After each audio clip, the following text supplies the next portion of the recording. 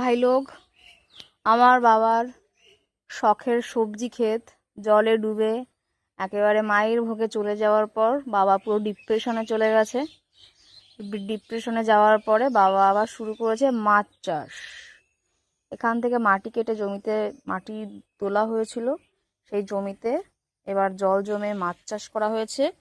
এখানে ইলিশ মাছ, কাতলা মাছ, মৃগেল মাছ, সব ধরনের মাছ চাষ করা হচ্ছে। ইয়ার কি না ভাই লোক, খুবই সিরিয়াস অবস্থা এটা।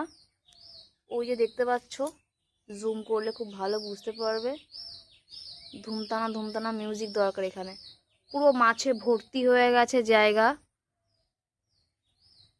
এখান থেকে বিশাল বড় মাছ চাষে লোকজন উদ্বুদ্ধ হতে পারবে, আগ্রহী হতে পারবে আমার বাবার এই মাছ চাষ দেখে।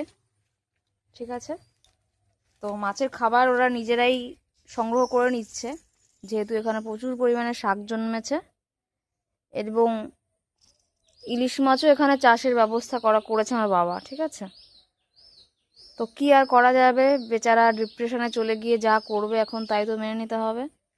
তো বড়সড় আকারে চলছে মাছ চাষের প্রস্তুতি। এইটা কি? ও সরি, শামুক।